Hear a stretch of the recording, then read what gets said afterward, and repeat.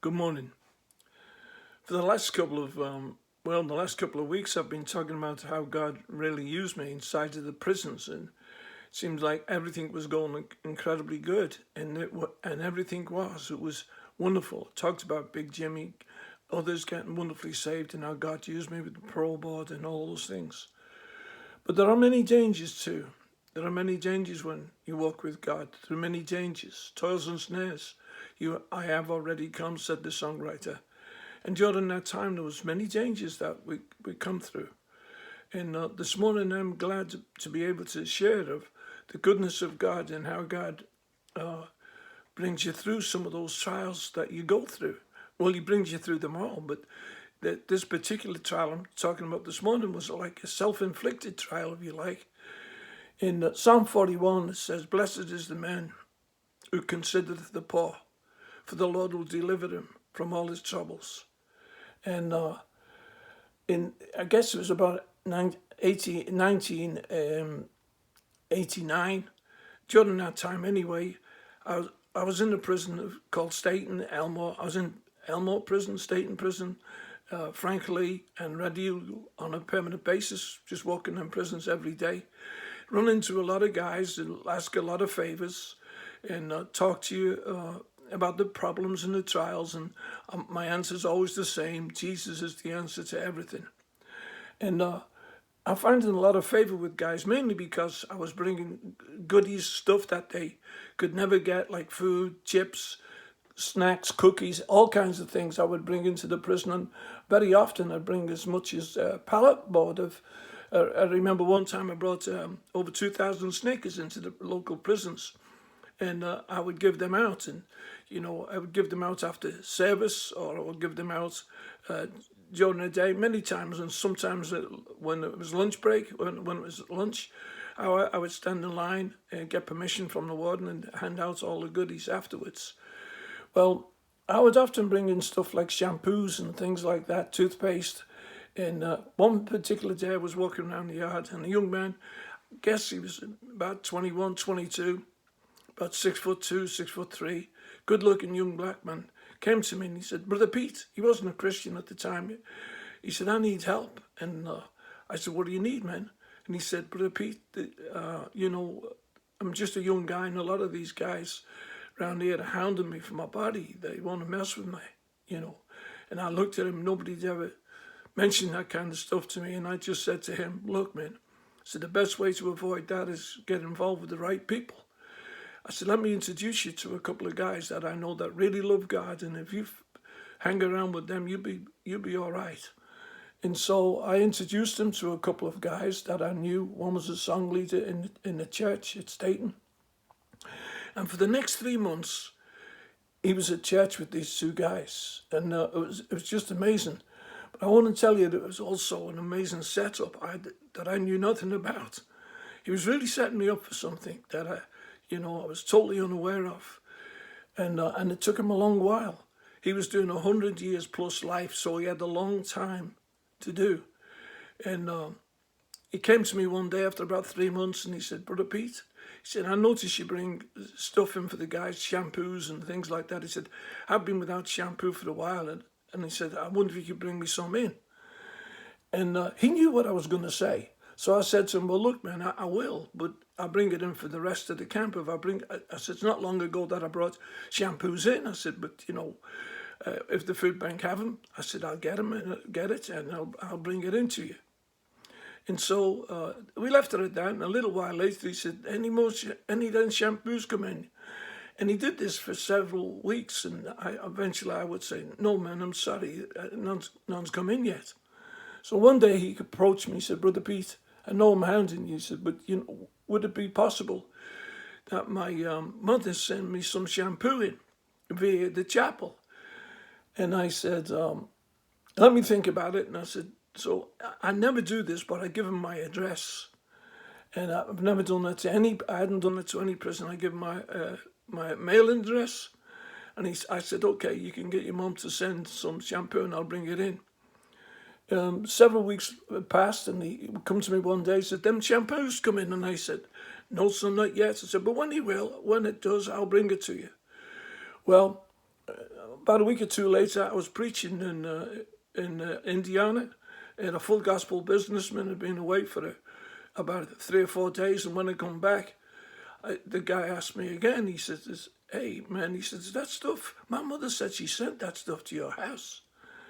And I said, "Well, I haven't seen it." I said, "But hey, I've been gone 3 or 4 days. Let me ask Angie." So when I went home that night, I said, "Hey Angie, did you get a parcel for me for one of the inmates?" And she said, "Yeah, it's behind the couch." And sure enough, it was a box about 12, 13 inches deep, wide, whatever.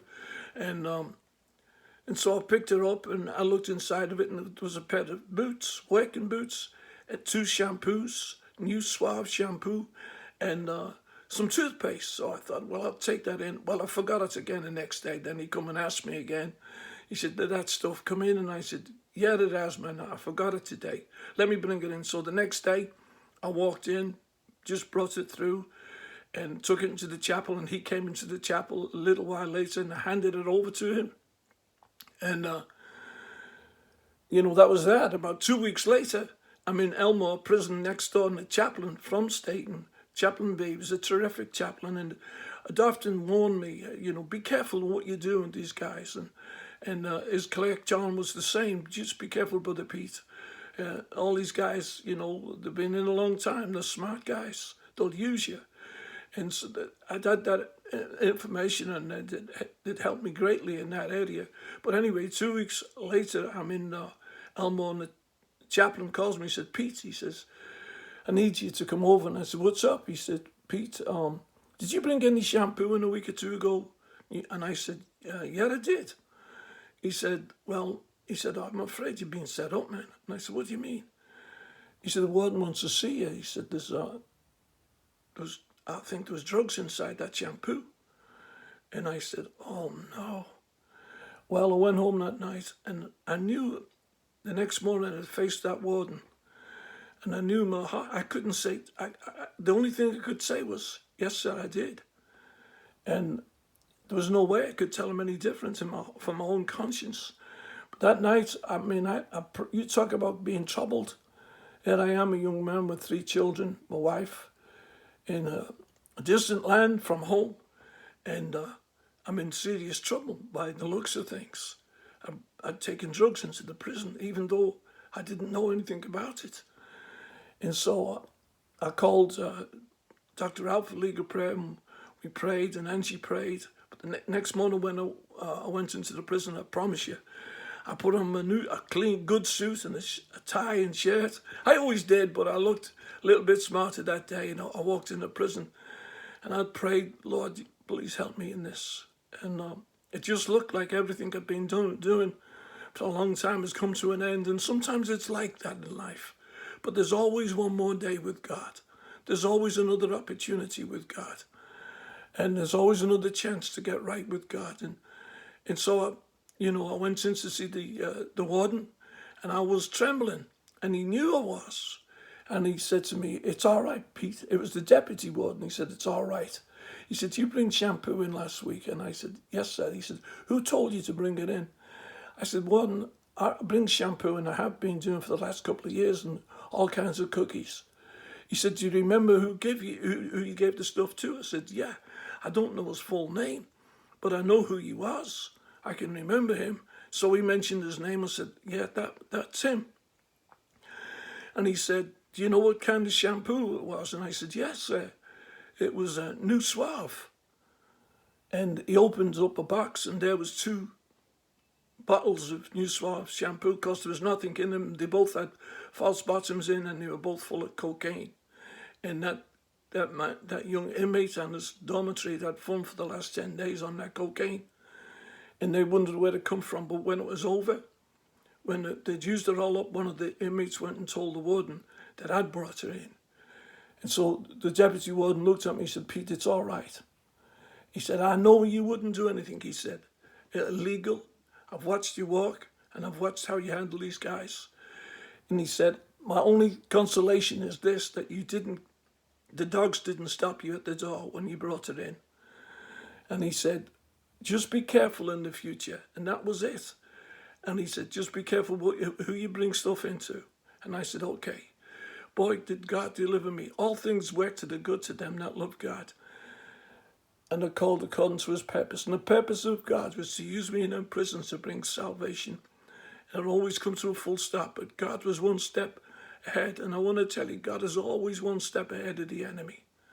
Though he seeks to devour you, God is always one step ahead. Just remember that. The end is not yet, saith the Lord. Well, that afternoon I walked in the yard, and I'm going to close with this because it's a long story. I walked in the yard, and a couple of the men, big guys on the weight pile, just looked at me and said, people are going to stick him tonight. My eyes popped, and I said, you can't do that. If you do that, it's over for me. If you do that, I'll never be able to testify in this place again. Well, that night again, I was aroused, and I was thinking, oh, no. And so the next day when I walked into the prison, that guy, the young man, came over to me, stretched out his hand, and said, I'm sorry. And I didn't take his hand. I was so hurt. Then as soon as I walked away from him, I thought, what about forgiveness? What about mercy? What about grace? He'd gone away, and it took me several days to find him, relocate him. But when I did, I just stretched out my hand and I said, it's okay. God will deliver thee in the time of trouble.